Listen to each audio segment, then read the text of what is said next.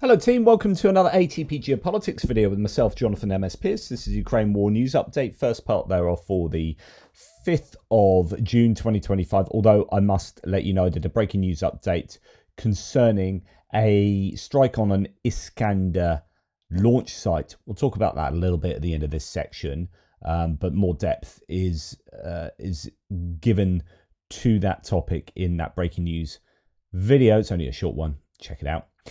Okay, Ukrainian General Staff figures for the Russian losses for the day before. All the usual caveats apply. You can find them linked in the description below. And we have a sub 1,000 day for personnel losses. Russians having lost 930 personnel in the last 24 hours.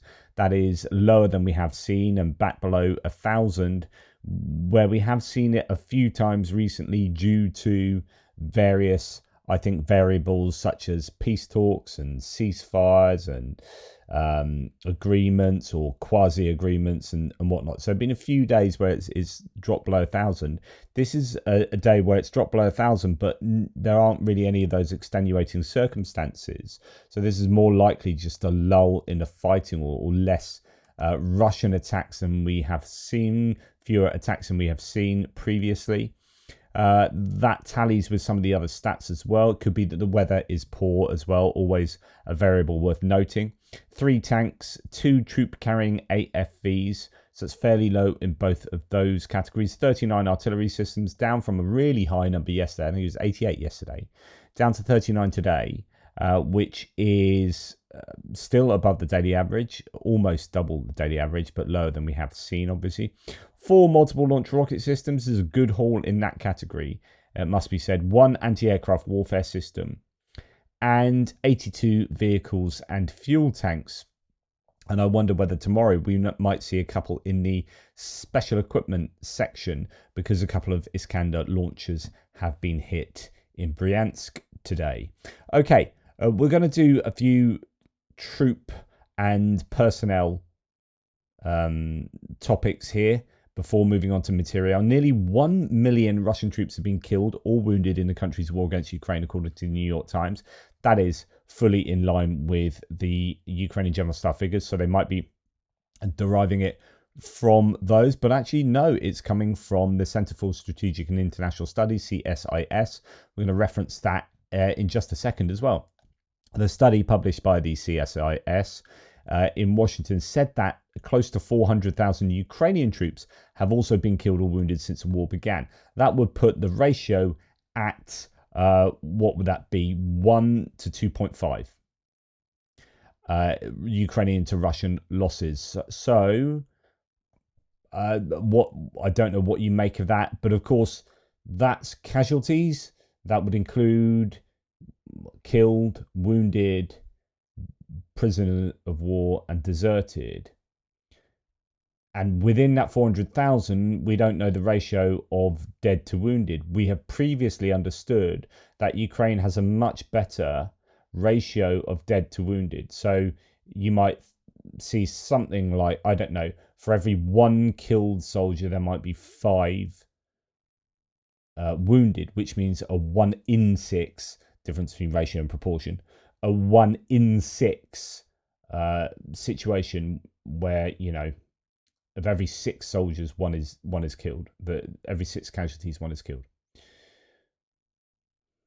Actually, even casualties includes prisoner of war and deserted. So it's more accurate to say out of the killed and wounded, 1 in 6 are dead. But for the Russians, we have heard at times it's like 1 in 3, so a ratio of 1 to 2. And that would mean out of the 1 million casualties for the Russians, far more of them proportionally are going to be dead than for the Ukrainians. That's not certain, that's my speculation, but that's going on previous figures and understanding of the very poor medevac and Kazovac situation for the Russians, where they struggle to get their wounded away from the front line and to get that, well, you've got the platinum 5 minutes where you need to staunch the blood flow within 5 minutes, and then you got the golden hour where you need to get them to some kind of medical attention, serious medical attention within an hour. Otherwise, they end up dying. And the consensus generally is that the Russians have a poorer 5 minutes an hour than the Ukrainians, although the Ukrainians obviously struggle as well with extraction and whatnot. But it's possibly easier for the Ukrainians because the whole network behind the front lines is Ukrainian, right? So that's their country. And in the areas that the Russians are taking, that's not their country. And so the infrastructure for the Russians might be more challenging for them in terms of converting these casualties, or making sure that the casualties stay wounded and don't end up dying. So interesting stats there, 1 to 2.5 in terms of killed and wounded. So yeah, I don't know what I think. I think that's pretty good. I think it's pretty good if that's true for the Ukrainians. Of course, the situation is that the Russians have probably more than 1 to 2.5. They have more than 2.5 times the people to draw from for this war, I guess. So that's the issue. Okay, Euromaidan Press reports, coming from the Ukrainian president initially, if the powerful do not stop Putin, it means they share responsibility with him. And if they want to stop him but cannot, then Putin will no longer see them as powerful. On the International Day of Innocent Children Victims of Aggression, Zelensky argued that Putin views insufficient pressure on Russia and global inaction as silent approval for new atrocities. And as of June 4th, 2025, Zelensky indicates that 631 children have been killed. And these are stats that need to be shared with people who seem to have some kind of empathy and sympathy for the Russians. You know, they have caused 631 children to have been killed. Over 1,975 children have sustained injuries. 2,244 children are considered missing. And over 19,000 children, Ukrainian children, are known to have been forcibly transferred to Russia. Absolutely staggering numbers there. Now, there's an upcoming prison exchange that will be taking place between June the 7th and 9th, 1,200 for 1,200 format. So it's likely that over a 3-day period, you will get, I presume, sort of 400 on each day being swapped. This is good news. Came out of the Istanbul 2.0 negotiations. It was the only thing that really came out of that of any substance. But Medinsky's told that to Putin, so that looks like that's definitely happening. But Lavrov, on the other hand, the foreign minister, accused Ukraine of provocations aimed at disrupting negotiations, urging others not to give in to them. Don't give in to the victim. You know, Doris getting the crap kicked out of her. Don't give in to her.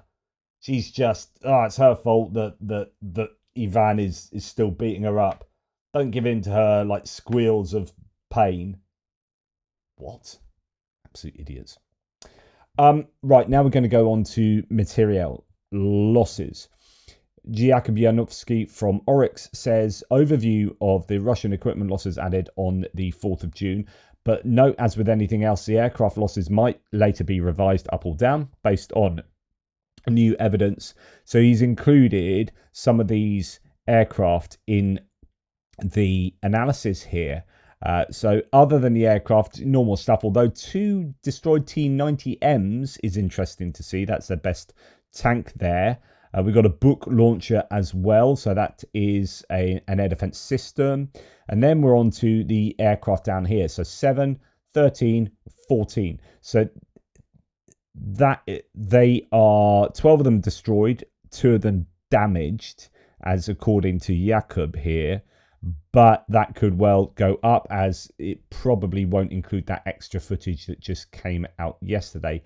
I don't think that I did my breaking news on yesterday. That extraordinary footage of 3 minutes plus of just drone after drone hitting these aircraft. Now, with the Ukrainian losses, so in total, that's a 46 piece loss. But of course, you know, you've got 14 of those are insanely valuable bits of kit. I mean, I don't even know that you can put a monetary value on them. because you can't really build them at the moment. It's kind of pointless doing that. But in terms of functional value, incredibly useful bits of kit that the Ukrainians have destroyed. Now, for the Russians, they have destroyed a couple of Bradleys there. We've got a CV-90 as well, abandoned. And then the rest are sort of general mobility vehicles, mine-clearing tank taken out there, the Vicent one. Yeah, other than that, nothing too worrying for the Ukrainians. 27 pieces of equipment on there. So still, even if you took the airplanes out, for the Russians, they have still lost more equipment than the Ukrainians. But that ratio is much closer to 1-to-1 than it was at the height of, you know, the Russians throwing their equipment at the Ukrainians. So there's been this change of what's been going on the front lines for a start. So the Ukrainians lost an awful lot of kit in the Russian retaking of Kursk, and that really affected the ratio of material losses. Then I think the Russians have broadly run out of large numbers of mobility vehicles in order to get their troops from A to B, and they're using more motorcycles, SUVs, quads, all sorts. And we're seeing more and more of that. In fact, there's some footage, just in case you don't believe me, footage of drone strikes on Russian motorcycles and electric scooters in the Pokrovsk direction. So this kind of stuff is happening all the time. They're using heaps of non-traditional combat assets, and that may affect how we understand statistics. So, for example, Oryx doesn't count them. Andrew Perpetua did, but he's not doing his figures at the moment. And that gave us a much more accurate sense of what the Russians were losing compared to the Ukrainians on a daily basis, because they were using them as combat assets. So literally attacking, they are attacking on motorcycles. And in fact, now they're conveying an advantage for attacking on motorcycles. It was born out of necessity, but actually they worked out that there are advantages in terms of getting over minefields more easily, being much quicker, being much more difficult to immobilize when you've got 20 motorcyclists attacking on 20 motorcycles against 20 people on a single IFV. That single IFV becomes an easy target. It's bigger and there's only one of them. So you can send in like 4 or 5 drones and that'll totally immobilize that IFV, whereas 4 or 5 drones now will only immobilize 5 motorcycles if you can hit them, right? So there's a real change to probably how we are interpreting the ratios of losses for both sides, because the Ukrainians have been still attacking in a few places, but generally on the defensive, so you don't lose as much equipment, but then they just lost an absolute shed load up in Kursk particularly. So then the CSIS that we've already referenced has done this report, and Shashank Joshi quotes from it: although the Kremlin appears willing to absorb high attrition in a bid to outlast Kiev, the sustained disproportionate equipment loss rate erodes its capacity to generate fresh high quality formations for the decisive breakthroughs it still seeks. So, and actually we can come on to this, well, I'll bring this forward. Probably good time to mention this then. So we then hear that NATO intelligence sees no signs of a major Russian offensive being prepared in Sumy or Dnipropetrovsk regions, which has been rumored, claimed by various Ukrainians, that, you know, they're getting ready for a massive attack in Sumy. They're getting ready to attack in Zaporizhia. They're getting ready to attack from Donetsk into Dnipropetrovsk. NATO is now saying we're not seeing signs of a major Russian offensive, according to a senior official cited in Ukrainska Pravda. Now, of course, according to an official, take this with a pinch of salt. While Russia has increased activity, there's no indication of preparations for large-scale operations in those areas. So it could be that the kind of massing we're talking about is just fairly regular, or might be like somewhat increased troop concentrations to push and do this attritional warfare. But actually the kind of breakthroughs that they want, that they seek, the Russians, they're not able to do precisely because they've lost so much equipment. But it's interesting looking at the ratio losses here. So 1-to-1 means this dotted line at the bottom means that the Russians are losing exactly the same number of vehicles as the Ukrainians are. but it's never been 1-to-1. They've always lost more than the Ukrainians. Now, if we go back to 2022, beginning of the war, they lost an absolute ton here, where they were attacking into Ukraine. Ukraine wasn't really using too many of their vehicles. Those vehicles were being destroyed in long columns that were getting stuck in the mud and all that kind of stuff. Then they kind of got over that, and then there were different kind of spikes. But then this 23 to 24 period, where I think drones really started being used effectively by the Ukrainians, and the Russians were attacking. This is after the offensive, the May counteroffensive by the Ukrainians. So you can see it comes down here where the Ukrainians were losing a lot more equipment because they were attacking. So it's a lower ratio for the Ukrainians here. It was more like 1-to-2 rather than 1-to-4. Because the Ukrainians were losing lots, and then the Russians went on attack, and they were attacking, if you remember, Avdiivka with like columns of 30 to plus vehicles, and they were just getting absolutely banjaxed, and so that ratio flew up to 1-to-4, almost to 1-to-5, right? So this is the real purple patch for the Ukrainians. The Russians were just like committing a military harakiri, and we can actually see that in the Dell's stats that he shows us. So a bit of a stat analysis. Sorry, this will take a little bit of time, but it's good to remind ourselves of the different periods of the war. So if we look at, say, APVs, that's a pretty good gives us a pretty good indication. I know my face is in the way here, but it really started ticking up around this patch, which is going to be 2023. So that is, you've got these really high numbers here, and that, and here you've got a couple of just stupendous 120 lost in a single day. But anyway, real high patch there, and then actually some fairly high patches around here, but it has definitely tailed off over more recent time, so that's that high patch, and a bit more of a high patch there, but evidently the Ukrainians were losing a few as well. So this would have been the Ukrainians not losing many at all, and the Russians losing loads. This is the Russians losing loads, but the Ukrainians losing more. So actually, it's not, the ratio is not as high as it was back over here. And then right down here, this will be the retaking of Kursk. So this whole period sees a real decline in the ratio for the Ukrainians, where it's kind of 1-to-1.6, and now it's creeping back up again, but still fairly low comparatively. But even though that ratio is not as good, just in real terms of what they have, the Russians are running low on equipment. Moscow does not hold all or even most of the cards. One analysis estimated that secondary sanctions against Russia would cause Kremlin oil revenues to drop by 20%, while raising gasoline prices in the United States by only 15 cents per gallon. And this is a key line here. The United States holds many of the cards in Ukraine. You could say for Ukraine. It just needs to start playing them.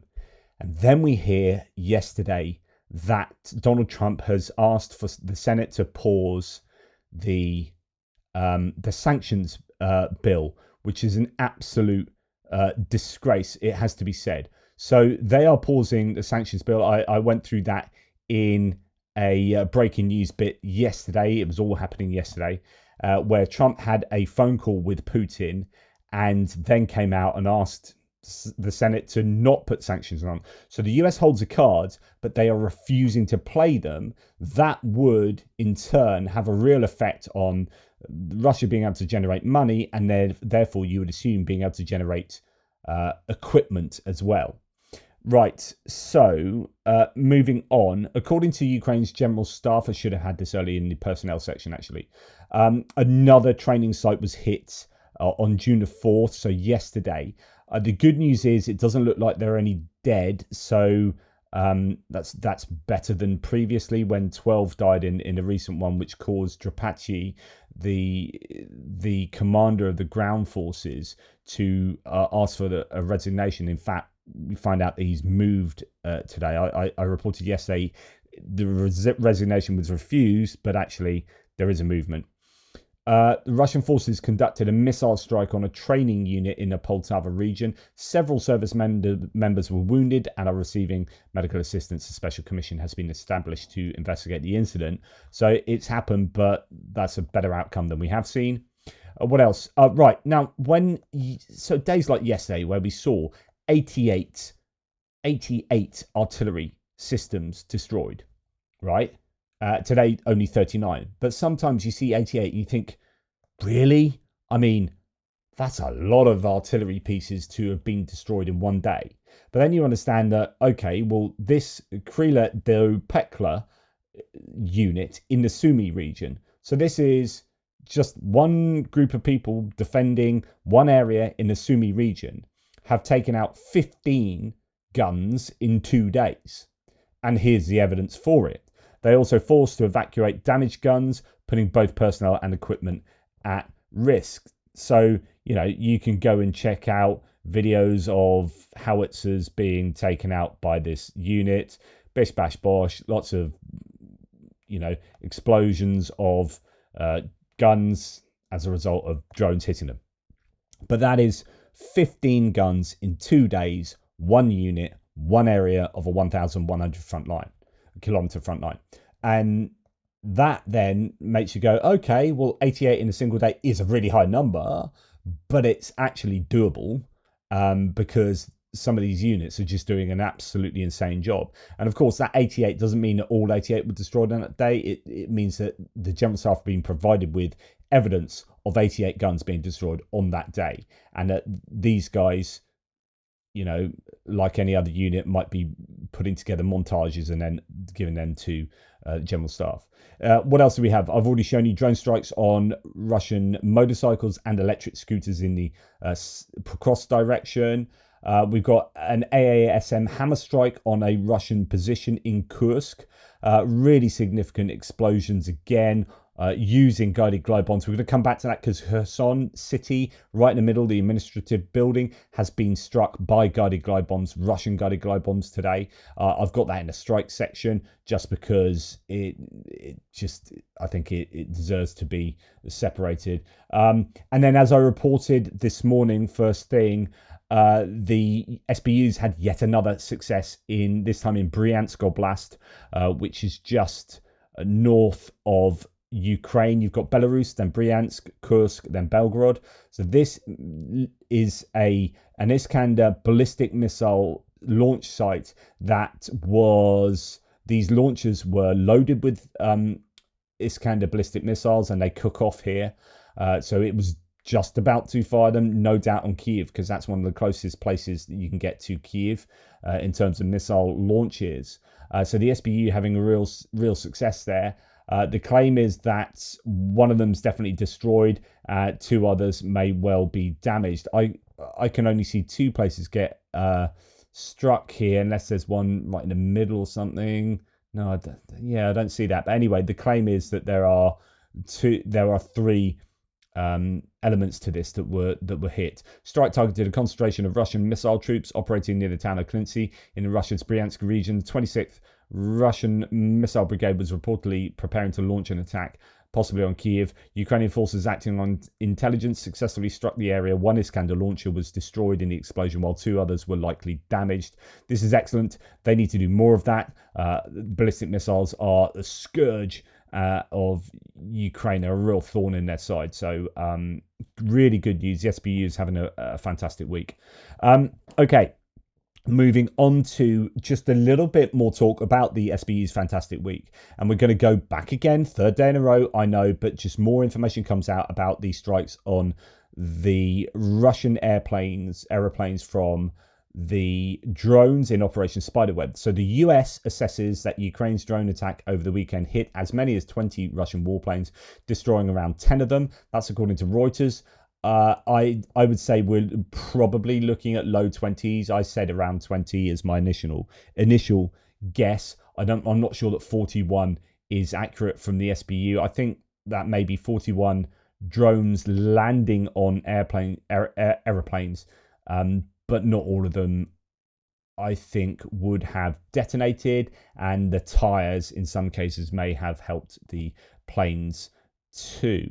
Now, US officials described the attack as highly significant, with one of them cautioning that it could drive Moscow to a far more severe negotiating position. Well, you either fight back or you don't. So couldn't give a monkey's ass about that in some regards. It's like, well, we'll come to this in a second. Okay. So at the time of the attack, KH-101 cruise missiles were already mounted under the wings of some of the the Tu-95s. These missiles were installed on Russian bombers only right before a strike are installed. So this would indicate that these planes were getting ready for a strike. There are some theories, like I reported yesterday, that Zeus Lightning, this operation was going to be carried out where they were going to the Russians were going to absolutely flood the skies with cruise missiles and cause all sorts of problems for the Ukrainians just at the time of the Istanbul talks. And this, of course, put a stop to that. So this means one thing: these Russian bombers were just days or even hours away from launching another massive wave of terror on Ukraine. But that attack never happened, and people never lost their loved ones, because at precisely the right moment, the Security Service of Ukraine, SBU, struck first. It was a preemptive strike that saved countless Ukrainian lives. But of course, as I was indicating here, some odd reactions from certain people and certain Americans. So Patrick Bet-David is an army veteran. He's now an insurance mogul. This is what I went absolutely ballistic about this guy on Twitter. Who gave Zelensky the authority to attack Russia? He asks. What? Zelensky doesn't need permission to attack Russia. They've been invaded by Russia. They are fighting against their invaders.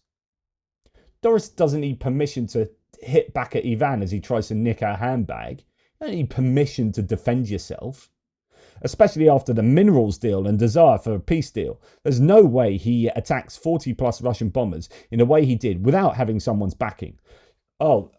Ukraine aren't able to do military operations on their own. They're not capable. They've shown themselves to be perfectly bloody capable. You absolute dingbats.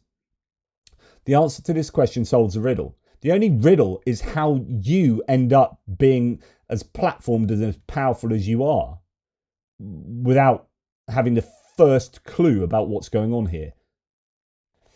Anyway, the two A-50s that were struck, and I didn't mention this in my update video yesterday on this extra footage that came out showing two A-50s.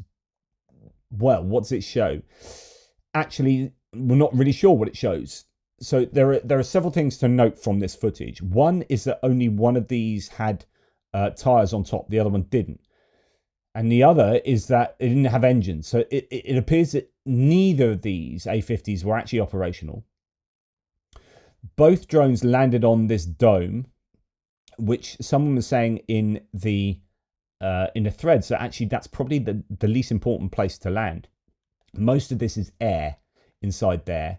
With the instrument inside, and actually it's quite easy to repair, because I was wondering at the time whether really, if you look at all the other planes, they attack the engines and the fuel lines, but then again, if these are not operational, they're not going to have fuel in them. So trying to work out where best to strike a plane like this, I guess they might have just initially thought, you've only got seconds to react to this, that these are operational planes, but without their engines and whatnot, then these are probably being used for spare parts, or I don't know. But anyway, probably minimal damage to the A-50s. They landed on top and fully landed without going off. They might have exploded afterwards. I think there's one satellite image to show like a small black mark maybe on one of the tops of one of these. But I'm not sure that there's. I was hoping for two A-50s to have been taken out that were operational A-50s, but I guess the jury's still out on that one. Now, lots of high-res imagery coming in of destroyed aviation during this, and I'm going to show you this again because the Russians have come out and made a statement, which is hilarious. Typical, but hilarious. Now, these have, the great thing here is that these planes are definitely destroyed. There's no way these are damaged. These are destroyed. And in fact, you ain't using these for spare parts, particularly the one on the right. I mean, that is it's like they've internally combusted. You know, like some old person, you know, you used to read as a kid of like spontaneous combustion of human bodies as they sit in an armchair. What happened there? Reading these fantastical things. That's what it looks like. Just this is just an outline of its former self. So these are properly destroyed. Some of these planes, absolutely incredible outcome. I think we can safely say. Now, the hilarity is that the Deputy Minister of Foreign Affairs of Russia, Sergei Ryabkov, has said the Russian aircraft were not destroyed but damaged in the attack. They will be restored. Yeah, I'm not sure. I'm not sure about that. I don't think they will. I don't think they will. Yeah, that plane, I don't think that's going to be restored. Anyway, yeah, hilarious reaction, and that's being treated with some raised eyebrows. But the reaction, as mentioned yesterday, people like Keith Kellogg were saying, "Oh, it's going to increase the risk now." Someone's done a little trawl back through Keith Kellogg's viewpoints throughout the war. November 2024, so this is around the election time. Keith Kellogg said, Ukraine should strike deep in Russia. Putin will not use nukes. On June 1st, 2025, Ukraine then strikes deep into Russia. And on June 3rd, 2025, General Kellogg said, I'm concerned about Ukraine's deep strikes in Russia. Don't know what Russia will do. Undefined risk levels are going up. In other words, they might well use nukes. This is bad. And yet in November 2024, it's like, this is what they should do. It's just absolutely ridiculous.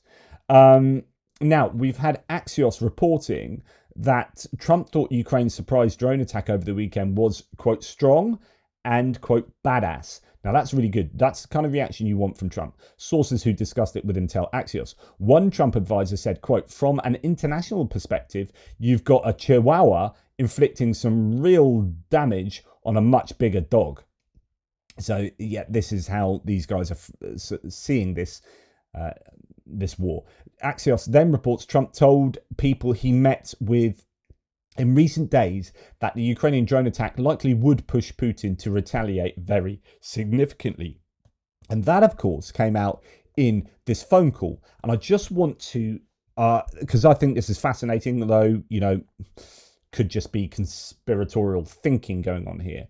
But this was a weird statement. Right? Several things happened, or we can think about several things here. First of all, there are no capital letters in this. Now, I can't remember a Truth Social post where he's not capitalized stuff. So he definitely didn't write this. And loads of people saying that at the time, that the punctuation and the phraseology and the capitalization, all this kind of stuff indicates that this was someone in the comms team or someone else writing this. And it was a very kind of almost sensible statement. But it had some weird things in it as well. So another area to concentrate on is this. We discussed the attack on Russia's docked airplanes by Ukraine and also various other attacks. And I remember a few of you on the thread, I think, mentioned docked airplanes. What's going on there? No, like, they aren't docked. You don't dock a plane. We don't use that phraseology in English. Now, I know Trump sometimes says weird things. But someone else was just looking into this and said, so Trump's tweet about grounded airplanes, actually docked airplanes, actually makes sense if you translate it backwards in Russian. It's a simple error. Who is writing the president's tweets now? His handler? So this is an interesting little statement. So docked ships, moored ships, grounded ships, right? So grounded airplanes would make sense, but it's actually the same word, grounded, as docked. And not only is it the same word, grounded, as docked, but Russians often refer to airplanes as ships. So if you're going to dock a ship, you can dock an airplane. It makes much more sense in Russian the term docked airplane than it does in English. This is not uncommon in Russian language and is a direct translation of the English term ship. The term ship is also used to refer to airplanes in aviation terminology, especially when discussing the aircraft's identification or change of equipment, according to Mitsui OSK Lines Limited. So, okay, that's an AI question, an AI answer to a question there, but I think that is fascinating. So when you go back to Trump's Truth Social post, you're thinking, where they got that phrase from, and then you're thinking, well, it's come from a Russian. So, like, how is this being generated? And then what happened? This is worth noting as well. For some weird reason, this then got deleted on Truth Social, and then it got re-uploaded a little bit later, unchanged. And then there were like 5 articles that were flooded after it, and there was just weird stuff going on with this message, with this Truth Social post. So I don't know. There's a lot of weirdnesses there, and it makes you wonder whether the Russians are providing things and phrases and statements to the Americans, and the Americans are just taking them wholesale and then putting them out in these comms posts on the socials. It's just, yeah, very, very worrying, potentially. Okay, on to distant strikes last night. So we had 103 drones and a missile, a ballistic missile targeting Chernihiv. 103 drones, 74 of them taken out, 28 shot down, and 46 jammed. So that makes 74. And there's another interesting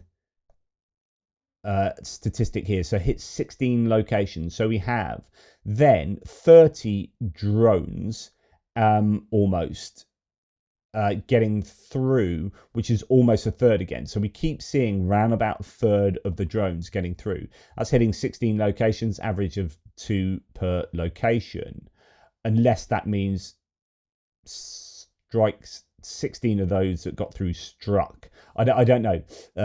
Anyway, that's what NOAA reports has stated. But that's a lot of drones still getting through. I'm going to go to Kherson first. So this city, sadly, is just getting absolutely rinsed on a daily basis. If it's not with FPV drones hunting down civilians in the city environs, it is the city and its environs, actually right up the river. There are drones just really, really active. You have guided glide bombs being sent right into the middle of the city here. So a guided bomb struck the Kherson Regional Administration building this morning, causing significant damage. Reports also indicate FPV drones targeted civilians in the streets, an increasingly common tactic in Russian attacks on Kherson. This is becoming completely unlivable there, I would have thought. We're going to look at some of the images now. So this is the regional administration building. Look how sad that is. That's quite iconic, I guess. Look, the trident, that whole the brickwork of the trident coming down, the masonry of the trident coming down. Really sad. But this is what Russia is doing. Like, that is liberation. Hey, we're going to liberate Kherson. How are you going to liberate that? We're going to destroy it. We're going to reduce it to rubble. We're going to make sure that, all the buildings look like this. It's horrific. So that's taking place in Kherson, and indeed appears to have been viewed from a Russian drone, active over the streets, no doubt hunting for civilians. Several guided glide bombs hitting there. Russians are publishing a video of the barbaric strikes on the center of Kherson. They are just barbarians indeed. I think that is pretty accurate. Just utterly unacceptable strikes on civilian infrastructure. Why is that not on the news? This is, if that had happened right now in another city in the world, that'd be like, oh my goodness, look what's happened here. But there's this normalization of the horrors that are taking place.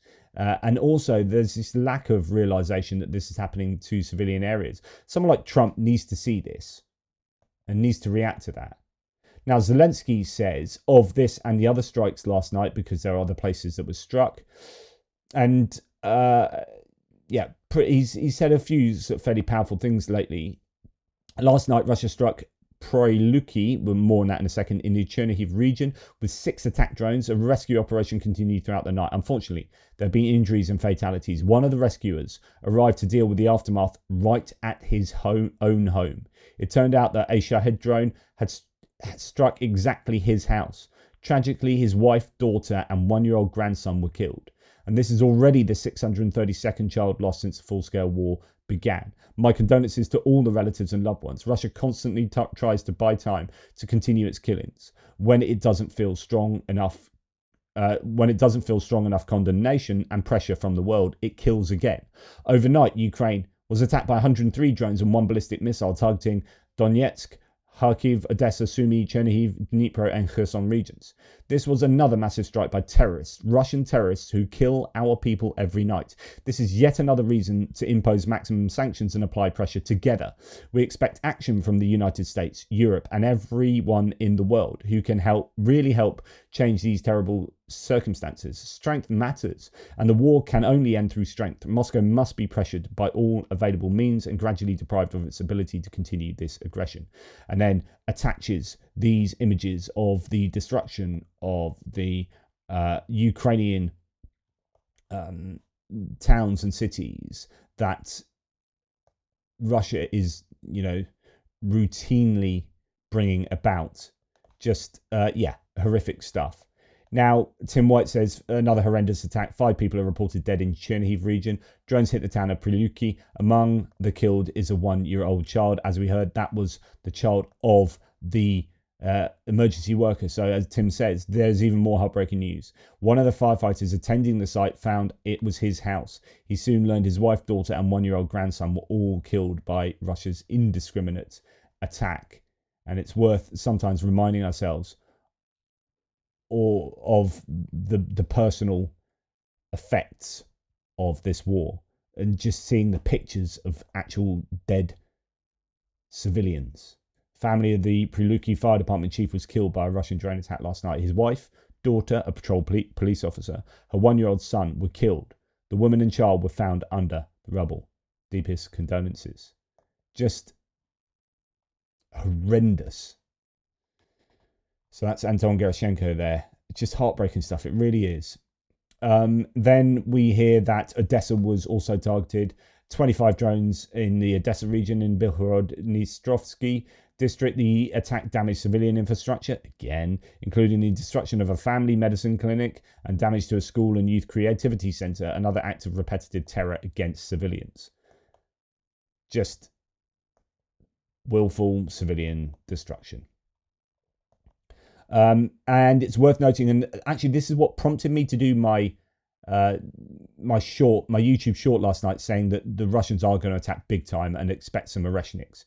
What prompted that was actually the US Embassy releasing this, but I forgot to mention that. Actually I'm saying this because the US Embassy in Kiev has urged US citizens to exercise caution, and they do that, and it's generally accurate. They do that. They did that for the Oreshnik strike. They said, there's going to be a strike, be careful. They announced to their citizens, and then the Oreshnik strike happened. So the US do have intelligence of what's going on. Of course they do. There will be a big strike. Next, I was saying it was either going to be last night, or today, tonight, tomorrow night, next few nights. As Putin says, as even Trump has said, there will be a retaliation. It will happen. The warning's there from the Americans. There was a massive attack last night. We have relatively little information yet again. This is happening every night. Big attacks into Russia. A massive attack on Russia and occupied territories of Ukraine. Here was drone bombers imagery. So you had attacks into Kursk, attacks into Belgorod, attacks into Voronezh Oblast, and actually Rostov Oblast as well, into occupied territories of Donetsk and Zaporizhia. And then coming down to Kherson and also into Crimea as well. So all sorts happened, but we know very little, other than Milarova Air Base was heavily targeted. Ukraine targets Milarova Air Base, cripples energy in occupied south. So, yeah, we don't really know what happened from Milarovo. The Russian acting governor in these areas, sort of downplaying what took place. Occupied parts of Kherson and Zaporizhia have suffered blackouts, so there have been more substations and whatnot hit, I think. Anyway, last night Russia saw a wave of drone attacks, says no reports. Air defenses lit up the skies over Rostov, putting on quite a show. Meanwhile, more strikes reportedly hit power substations in occupied Melitopol. There's been a lot of electricity issues for the Russians in the occupied areas of Zaporizhia and Kherson over the last few days. Milarovo, Russian air defense is very active, so there are quite a lot of videos that were coming out of nighttime attacks on Milarovo airbase. Have no idea of the outcome. Explosions in Enerhodar, Melitopol, so this is going to be energy related potentially. And Hennichest, that's the north of Crimea, power is out again. And then an explosion occurred on the railway tracks in the Voronezh region. According to media reports, the explosion occurred between Edvakovo and Saguni. The explosion damaged the railway track. There are no preliminary casualties. There are also images, or there is a video of partisan activity on the railway lines as well. So flaming something or other. I don't know if that's the same thing. Sorry, I haven't got that ready for you. So really, heavy attacks are taking place every night by the Ukrainians, and we are learning next to nothing about what they are achieving, if they are achieving anything. So, we're left thinking, well, are the Russians shooting down all of these drones? Or are they having... Well, we know they must be having some success because there have been electricity blackouts consistently over the last kind of 3 days in the occupied areas of Ukraine. So there's definitely some success there. We're just not getting any kind of first-hand evidence of it. Now, going on to other bits and pieces, I know it's been another long one today. Russia have claimed that, here Mironov, I presume this is a politician, has suggested that Russian oligarchs chip in for the SMO, the Special Military Operation, which is an indication that Russia's running low on funds here. They're asking their oligarchs to help fund the war. In fact, really interesting as well that there's some issues to do with Aeroflot, the Russian national carrier that is trying to get something to do with insurance, 26 of their planes. I don't know if that means they've only got 26 in their fleet, or is it 36? Anyway, there are issues with aviation considerably, and then they're also calling on airliners to start using indigenous planes, but then they aren't producing indigenous planes. And then we're hearing that they've done massive cuts to science and industry, like 20% budgetary cuts to science and industry. Like, there are such structural problems in the Russian economy, and actually right across different industrial sectors and whatnot. And this is why you're thinking, damn it, like if the Trump administration had really squeezed hard from the 20th of January onwards, Russia would be in such trouble now, I think, economically speaking. Zelensky is to consider allowing private army formations after the latest ultimatums from Russia. This is quite, not funny is probably the wrong word, but he hit back at the Russians suggesting something, saying, do you know what, I might do that. President Zelensky said in a briefing on June the 4th that he may consider allowing the creation of private armies in Ukraine, so mercenaries essentially. His comment came as a reaction to one of the points in the latest Russian memorandum, which calls for Ukraine to eliminate nationalist formations and private military companies. Of course, Ukraine hasn't been doing that. They've got volunteer units, and they've got people who are like people like Sean Pinner, who living and married to a Ukrainian, have been living in Ukraine, serving with the Ukrainian armed forces prior to the war, and then end up fighting. They get accused of being mercenaries falsely by the Russians just because they're like foreign people who have been naturalized or whatever. And then you have volunteers, and you have different setups. But what the Ukrainians haven't really done is actually done what the Russians accuse them of doing, which is having outright private military companies in the way that Russia has with Prigozhin's Wagner, and then all the ones that came thereafter. Shoigu's own lot, and then you've got like Gazprom and other PMCs. But they accuse, through projection, the Ukrainians of having these PMCs. So Zelensky then hit back and said, as an ultimatum, you need to get rid of these private military companies. Like, actually, he said, I will now start thinking about it after such ultimatums. So actually, it was a good idea. And I've been wondering why they hadn't actually been going down the route of mercenary companies, but maybe vetting them, and I don't know that there are probably lots of issues concerned with that approach, but could well be beneficial. Zelensky emphasized that Ukraine currently has no private armed groups under its law, noting if they are talking about Azov, it's the National Guard of Ukraine. He contrasted Ukraine's military structure with Russia's use of private forces and mercenary groups like Wagner, highlighting the double standards. The Russians have Wagner, and it's true. They admit it. They admit they have private military formations that we destroyed, Zelensky said. And of course, they're technically illegal under the Russian law. It's just all weird. According to a document leaked after the second round of talks with Ukraine, Russia's demands also include Ukraine's neutral status, a ban on the country's NATO bid and other possible military alliances, and an official end to Western arms supplies and intelligence sharing with Ukraine. And Russia's also demanding the official recognition of Crimea, Donetsk, Luhansk, Kherson, and Zaporizhia oblasts, as even though significant portions of these regions are still under Ukrainian control. So completely unrealistic demands. Now, here we have a guy from Senegal that I was gonna read out all of what he says, but it's a fascinating little interview. I presume he's been taken prisoner here, but Malik Diop is a citizen of Senegal. He was in Moscow, I believe, as a student, and then he kept getting met by. He was met a couple of times by a Russian guy who said you should join the army, and blah blah blah. He said no. Then met him the next day. He said, if you don't join the army, X, Y, and Z, and by the way, you'll get all this money, and you'll just be sort of washing pans and cooking food for them. He planned to work as a cook, so he then joined up, with the promise of, decent money and whatnot, more than his student wages by a considerable margin. But then was thrown into the front line at Touretsk, and you can imagine the rest from there on. It's quite a revealing interview. Now, according to Russian media, there are huge truck lines all over Russia after Operation Spiderweb. Each truck is checked for drones and other possible surprises, and that's what we talked about previously, that there will be these ramifications to Operation Spiderweb, which will cause logistical and economic problems for the Russians. Ukrainian intelligence yesterday gained access to critically important data of the Russian strategic aviation manufacturer, the Tupolev Design Bureau. So, the 222s and the 295s, that's Tupolev. GUR cyber specialists carried out a successful attack on the resources of the Russian Tupolev Design Bureau, a strategic aviation manufacturer. Intelligence received more than 4.4 gigs of secret information, official correspondence, personal data of personnel, purchases, meeting minutes, etc. And now 4.4 gigs is not a lot of data, as someone says here, but it's not like videos and images and stuff like that. So that you can get quite a lot of data out of 4.4 gigs of data if they're just kind of documents and raw data. So that's still going to be useful, I would have thought, but this is not the first time that they've accessed a lot of Russian data.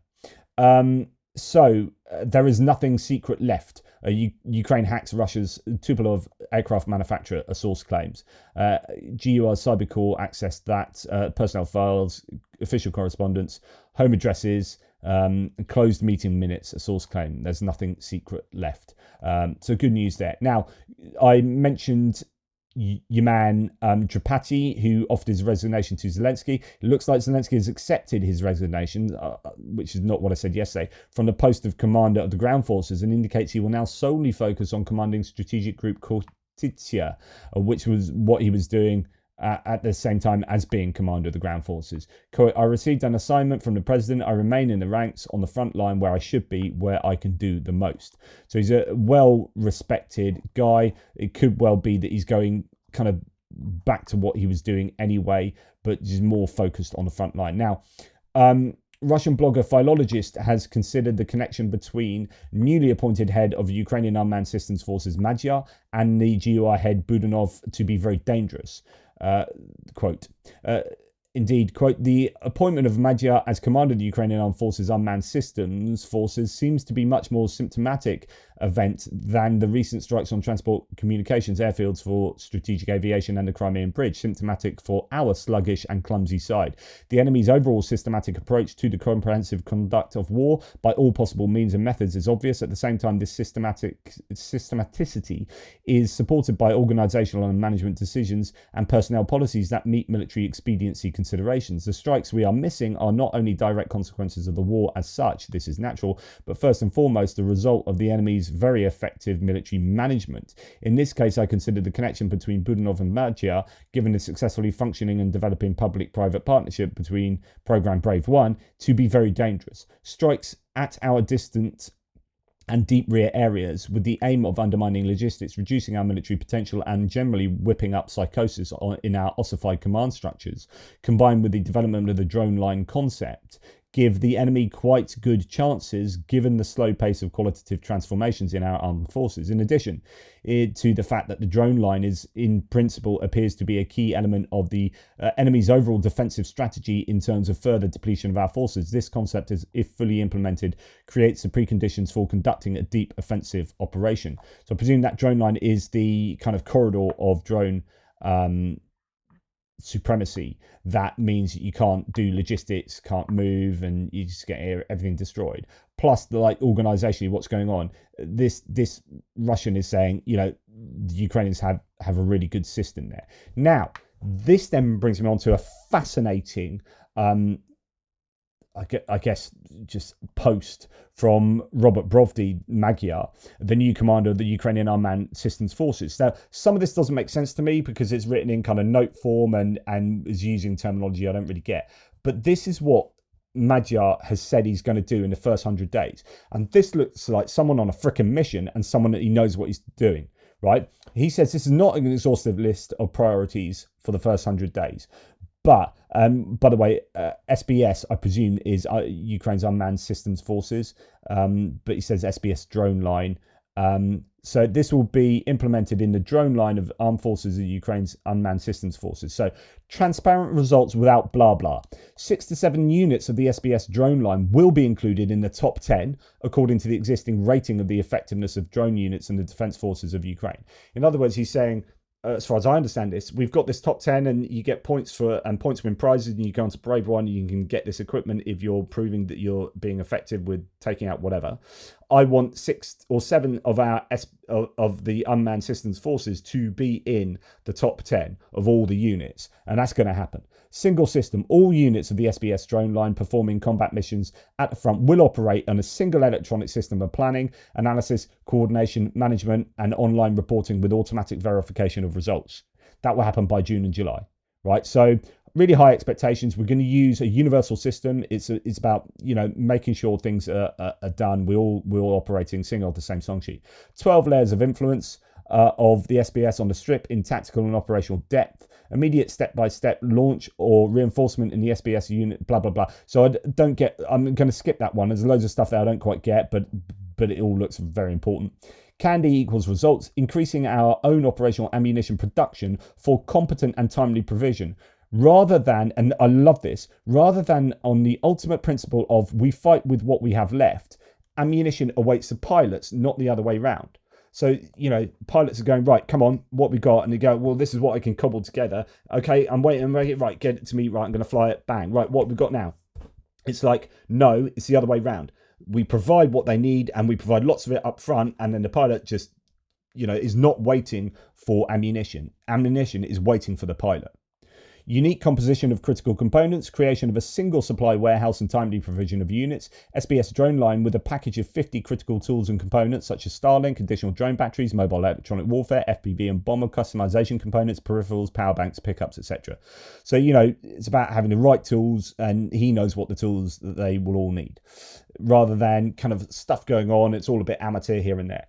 NRC Logistics, ground robotic complexes as the main means of logistics of warheads, drones and peripherals to pilots and positions, etc.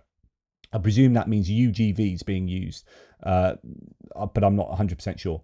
OS replenishment, not too sure about this one, so I'm going to go on to the next one.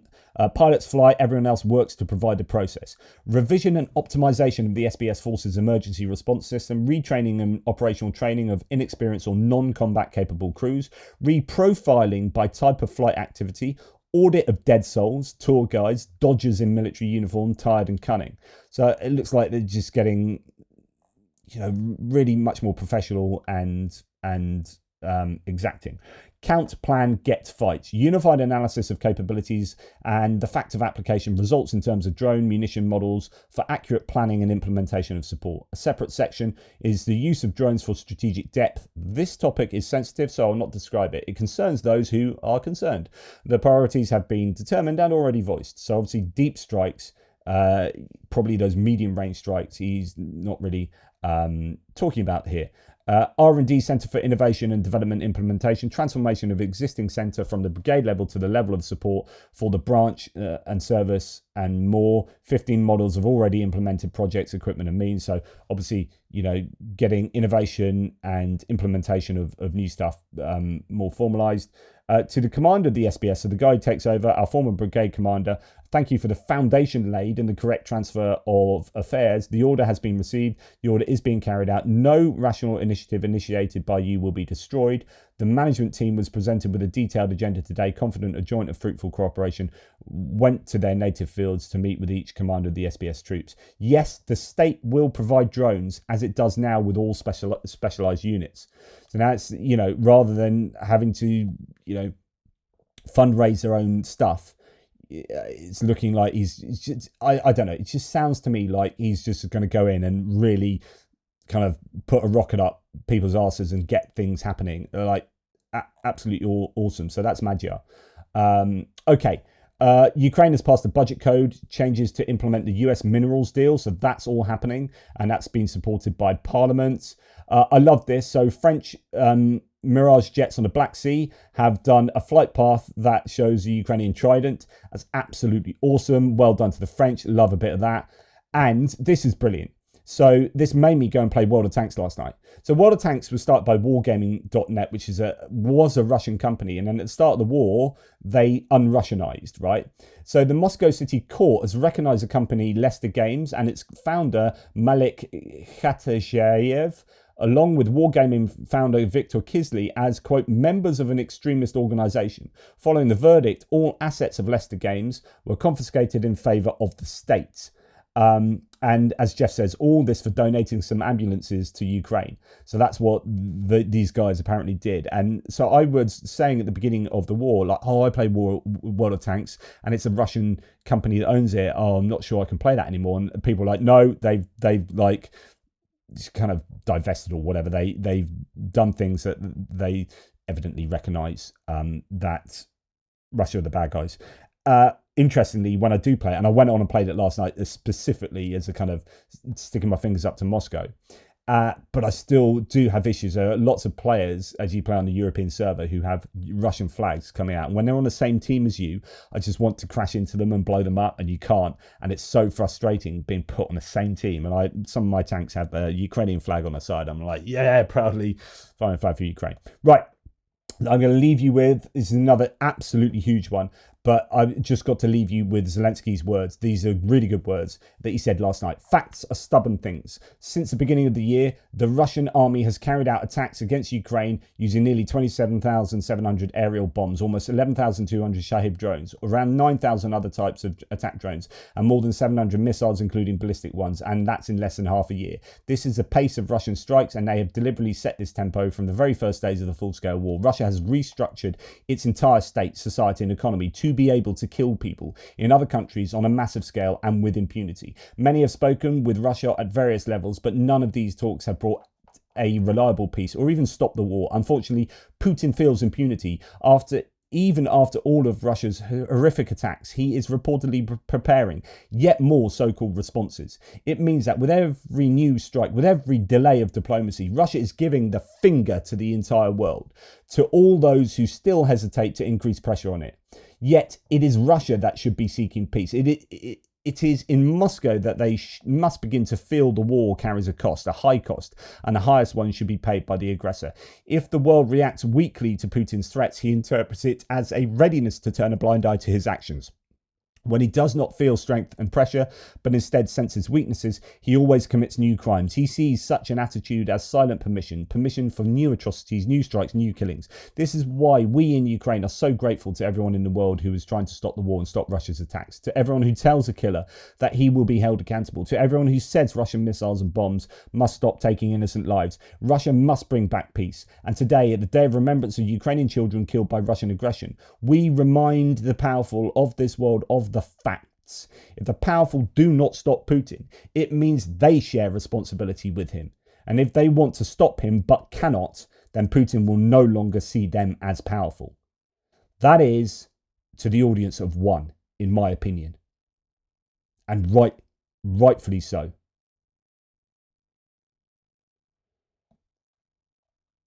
Trump needs to pay attention to these words. He won't read them, he won't hear them. But my goodness, the US more than anyone has the power to stop Putin. And if they don't use that power, then Putin will no longer see them as powerful. Weak, Taco.